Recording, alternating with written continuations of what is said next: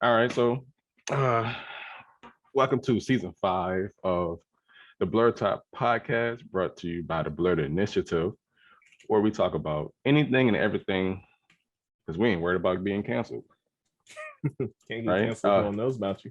Exactly. So we also talk about anime, comic books, etc. Um this is the 5th season of this podcast, and it's been going on for like over Yeah, a when year did we now. start?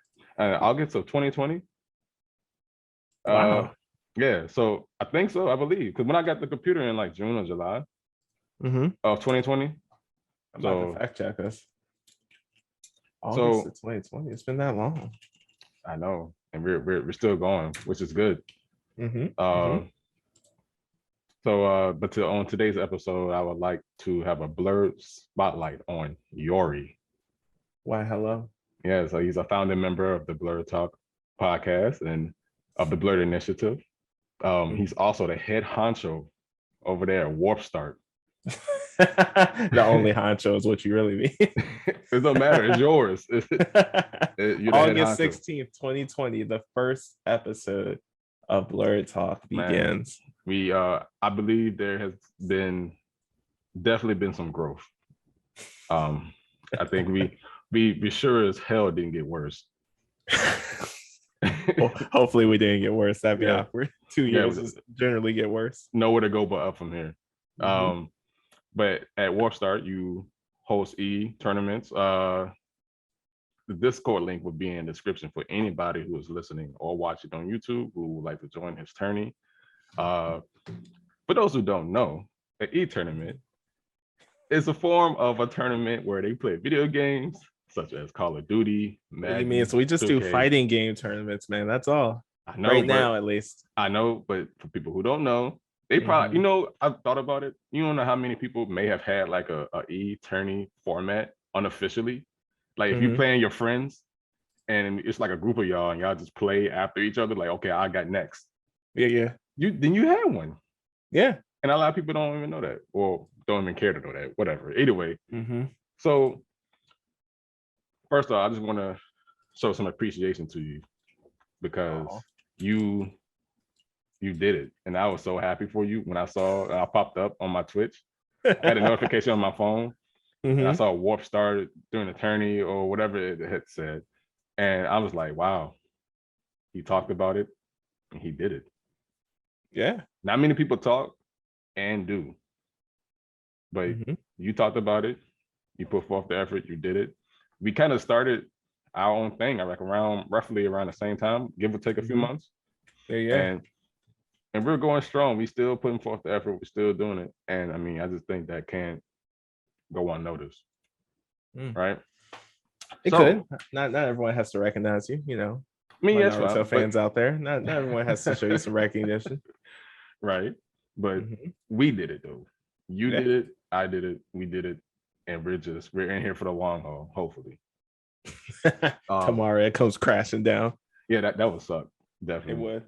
So as the head honcho or the honcho.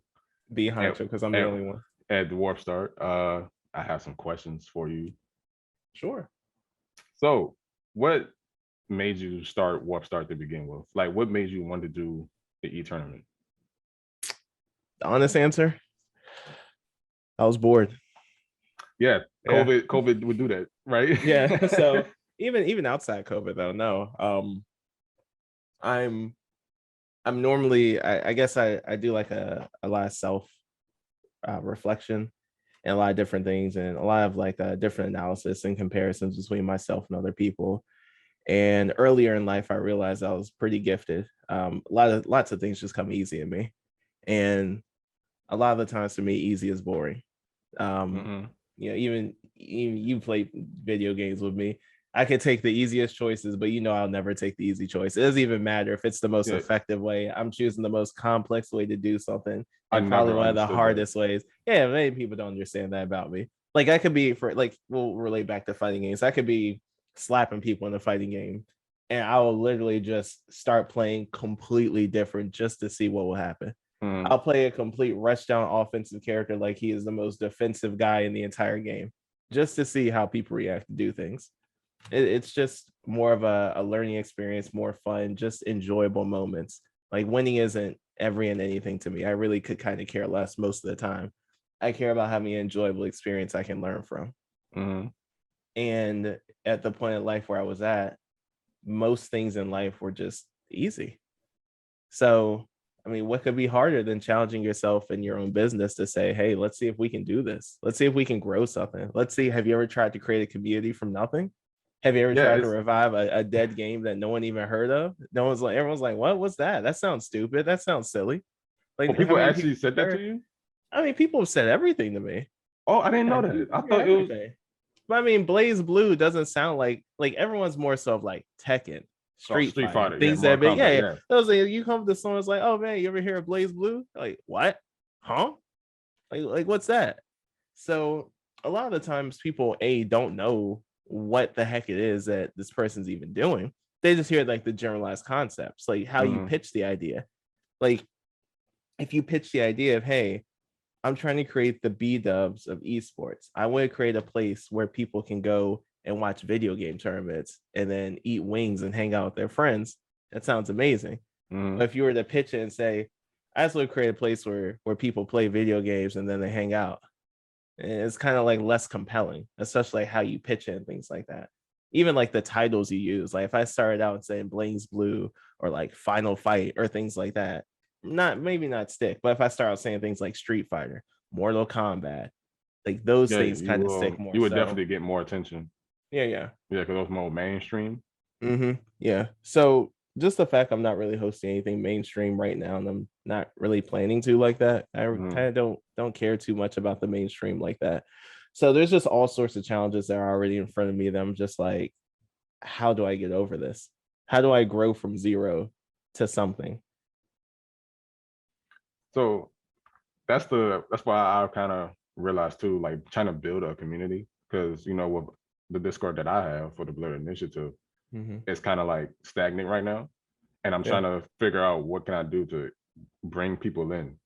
So I completely understand about building from ground zero and try to build a community from absolutely nothing. Mm-hmm. So yeah, it's a rough, but we're gonna do it. Yeah, we'll figure it out. Yeah, we're One gonna step figure it at a out. time, one angry person at a time. Yeah.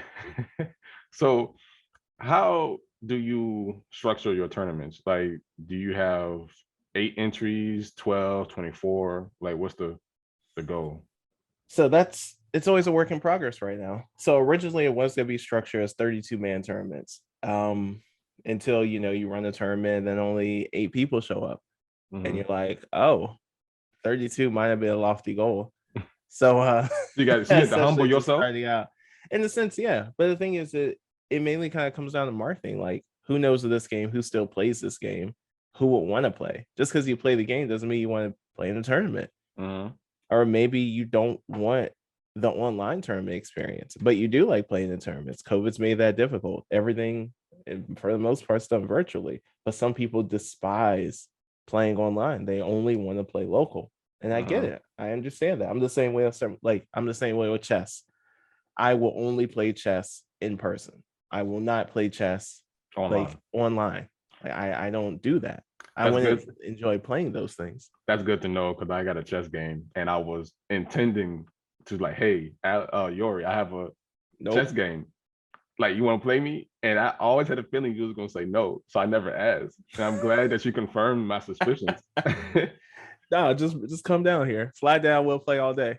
right, We that's were fine. playing this entire household, 5 of us, we were playing Chinese checkers for the first time because we were Mhm. trying to find chess and couldn't, but we had the Chinese checkers board out and no one in the house played except for Kenny and I. So we were teaching Jesse and Ren how to play. Mhm. And they were having the time of their lives just playing the game itself, like just learning and playing and being around people and the conversations that come a part of just sitting across people from a table. And you don't get that online. You Mhm. just get, hey, it's your turn. Right, Boom. right. Like, but you don't get like, the level of trash talk there is when the person's right in front of you. Oh yeah, that's and like picking up pieces and then them being like, hey, you sure that's the piece you want to move though? Like, right. You sure you want to go there? Like, so like you don't get any of that. You don't get like people flipping over the board or like moving pieces or accidentally knocking stuff over. Or Ray's quitting in real life. Yeah. Like you don't get any of that. So like the people to people aspect's amazing. And that's what I'm good at. I suck online. Like, I'm not gonna lie, being online versus being in person are two totally different qualities that a person has to have. Like, people who stream or people who do any sort of things online are not the same people that you see when that video recorder is off.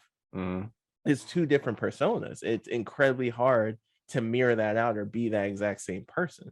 I'm not saying they're fake or things like that, but what I'm saying is there's a different talent pool talking to a group of people face to face versus talking to a camera. And mastering the talking to a camera portion is the portion that I lack in. That's another reason why it's a huge challenge for me. Yeah. As far as stream, I haven't streamed in a while. I plan on streaming. I haven't made a whole plot of how when to do what, like schedule, calendar, etc.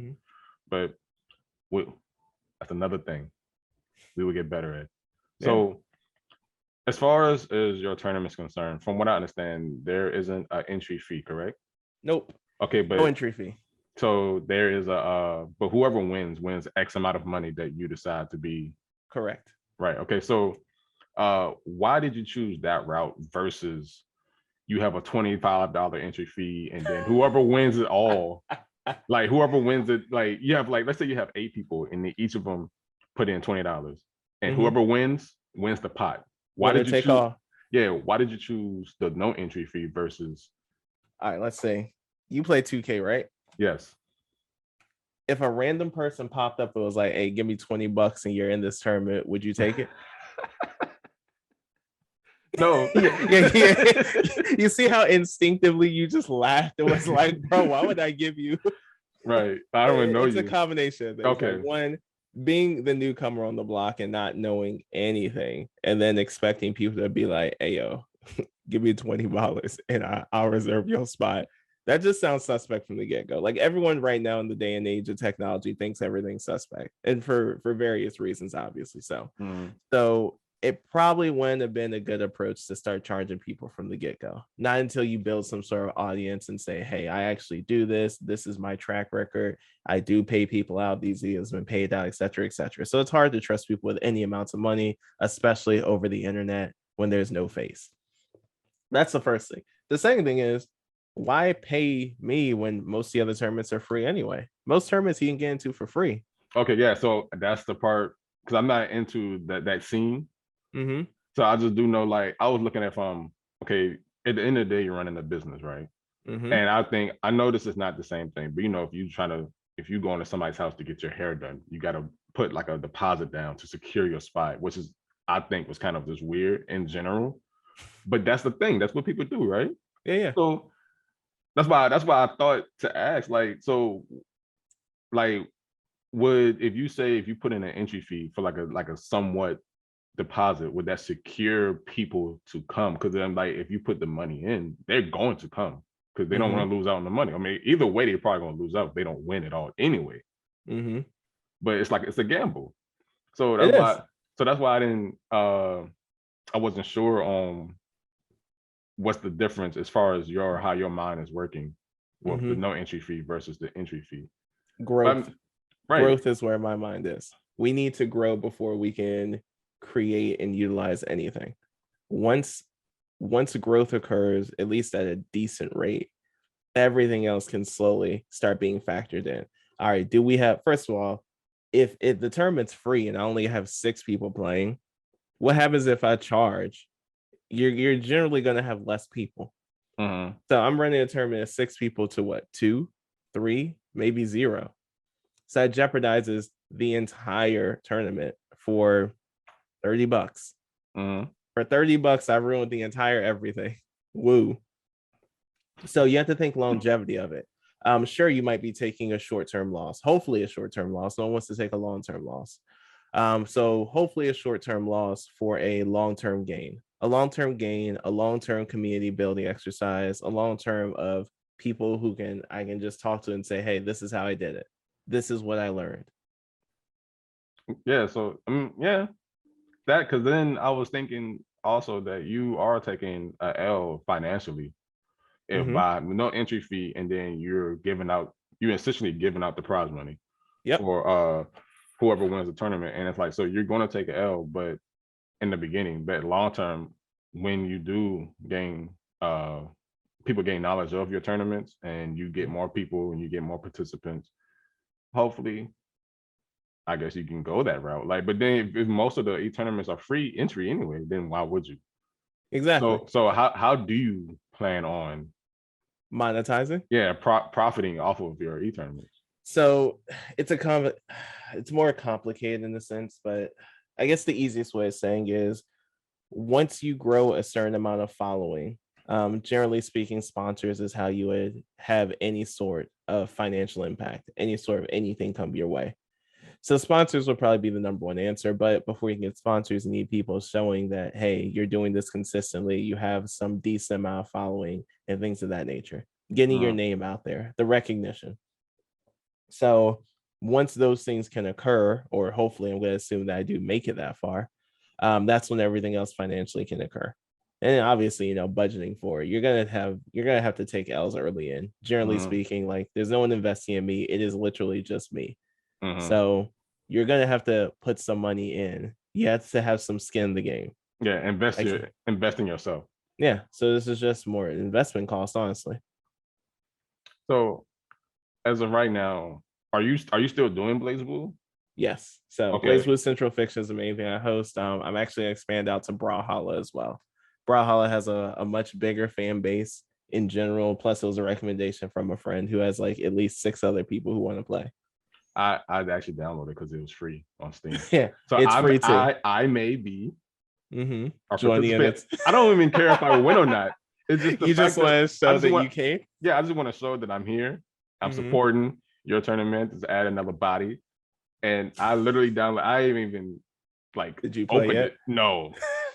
I think the first time, whenever you move to that game, I think that's gonna be the first time I play it, and I don't even care how bad I lose. I don't even care. It's just because I don't care about winning online. It's just having fun and just participating. So that's all it is for me. But I got it though. I downloaded it. Are you actually going to participate? I plan to, yes. If schedule permits, yeah. Friday next week, 7 p.m. Eastern time. I'm gonna be at work. You just suddenly at work though? Yeah, no, I work every Friday. I'm off Saturdays though. So all right then. What other games do you plan on having in your e-tourney, or have you even gotten that far? So I've gotten comfortable so far hosting. That was the biggest hurdle, just see how I react to actually hosting a tournament, all the things that are needed, all the behind the scenes work that have to get done. In the perfect world, I'd love to do just solely BlazBlue. I'd love to do Brawlhalla. I'd like to actually do Catherine full body. I'd like to figure out that situation. Do you actually have Catherine? I do. I haven't even installed it yet. It's just been sitting in my library. Wow, I'm actually surprised that you've expanded your games. Yeah, this way you only played sport games. Yeah, that's all. I'm trying. I'm doing the best I can. So, just strange games like that people just generally haven't heard of. Lethally Blaze. Just kind of growing those communities, and just the people that want to play. Okay. What was the process of getting this off the ground? Like, are there any details you can spare for the people who I can't even get the words out, who the other people who wish to start an e-tournament as well, or just want to start their own business? Tell us about your journey. I think it always has to start with a vision. You have to somehow visualize or conceptualize what it is you want to do and why it is you want to do it. So for me, honestly, most of my things come from just pure boredom and then just self-challenge of, can I actually do this? I'm just bored. Yeah. I'm a bored kid in life and I like tinkering with things or people. I tried to stray away from tinkering with people. Manipulation can be bad sometimes. can be very bad at times, yes. But no, just seeing what kind of growth I can have doing this. Like, Yeah, sure, I might take financial L's, but what kind of knowledge do I gain? What kind of people do I meet along the way? Like, how can I use this to coach and teach people in the future?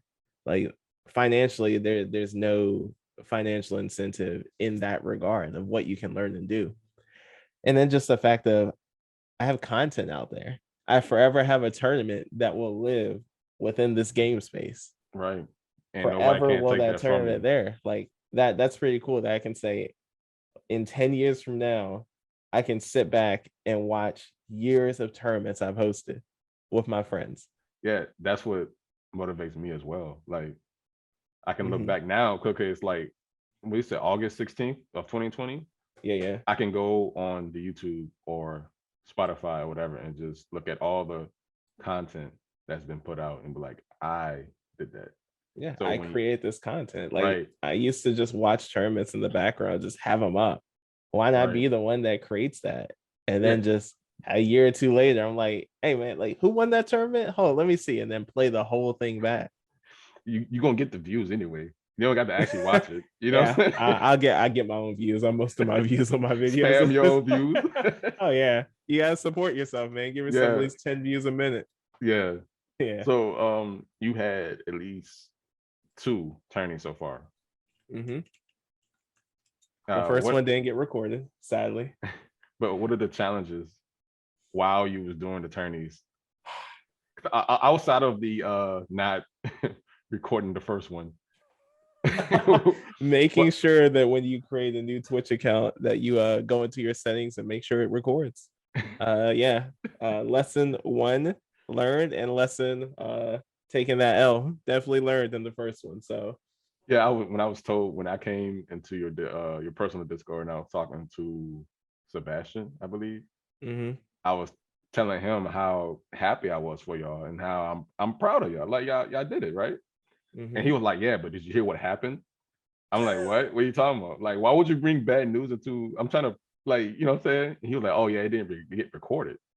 And I was Mhm. like, oh. I was like, oof. I said, that's tough. Yeah, very much so tough. It hurt. I was like, all that work gone. I can't review But myself. but now you know. I do. And And now the you have second the tournament got recorded. right. Yeah, so And there then we go. you can at least review that one. Mhm. So Yeah. what's next for Warp Start? Well, before I answer that question, let me actually answer your first question. I think the hardest thing managing is during the tournament when everything kind of just wants to break because technology is technology. Mm-hmm. So like when matches can't connect, we need to update brackets, we need to update and change people's names. When people are saying things are taking too long, when people just drop, if people don't show up, like all of these things you have to manage. I witnessed a couple of those incidents. Yeah. So you have to manage all of it. But on top of managing all of it, you got to manage it live. Yeah. In front of Yeah, keep your composure. everybody. Yeah. So I think that's the coolest thing is all the fires that appear that you have to put out while everyone is literally watching you. Yeah. So I think the second one you did, I was like, I don't know where I was at. I believe I was at work, but I had a notification. So I'm like a fly on the wall. You know what I'm saying? And I'm just watching from a distance and I'm like, yes, very good, very good, very good. And then I guess somebody didn't show up or whatever the case may have been. And I'm like, I'm watching, I'm looking at you. I'm like, how is he gonna handle this? Because I had faith. I had faith that it's gonna be handled the way you handle things. Because I mean, I know you, I know how you handle things. So I'm just like, how's he? It's like a curveball. How's he gonna handle this? And I mean, you handled it, which is good. So it's just that's always an interesting thing, that whenever you get a challenge, how can you not lose your composure, not freak out, and get things done?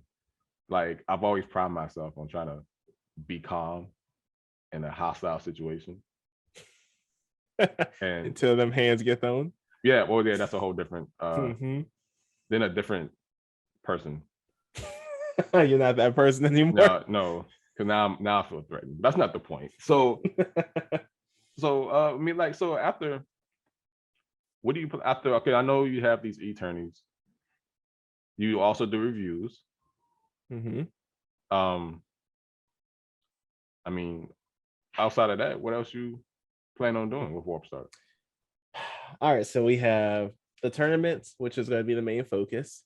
We have video game reviews, which is going to be a secondary focus. Any sort of collaborations, obviously, you know, when I actually get some sort of decent following or something. Maybe commentating. Commentating seems pretty difficult, so I wouldn't mind trying, my hand into that. I don't. There are times where I want to commentate for you, but I have no knowledge of the games that I have. That's why you'll be it's perfect hard. When we come and play Brawlhalla. You can be a brand new comment from the outside looking in. Yeah, I got what word I want to use for this. I don't want to say ghetto. Oh no. Like, I remember when Kitty commentated? Oh yeah, yeah. I feel like I would be more like that. So we have both of y'all commentating. Yeah, it'd just be a whole train wreck on my entire business channel. Just you'd be stressed if we were having fun. Like, I wouldn't get stressed. I would just be muting myself, just seeing like, oh. You be in the background cussing. You muted, but you like, oh. Listen, you gotta get your footprint doing something. Yeah. So, thanks for doing this interview with me. Just hanging out with you. Yeah, this is my. We just hung out for a little bit. That's all. Yeah, this is my first interview style podcast episode. I hope to do many more. I plan on having a couple more. I don't know if it's gonna be this season, but I plan on doing more. I'm excited for this season. I think I've discovered some deep, thought-provoking topics. Why you gotta say it like that? Because I'm excited. A creep. That's the sentence. Is it? Yeah, that sounded really creepy. Yes. Well, it is what it is, as they say. You want to defend yourself? Got it. Yeah, I mean, by all means.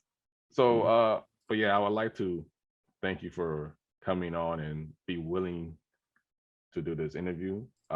Hopefully, you gain many more participants in your e-tourney. Yeah, I will be watching you. You'll be watching. Yeah, not to sound like a creep again, but yeah, I will be watching. A little creepy, but that's right. Fine. Yeah.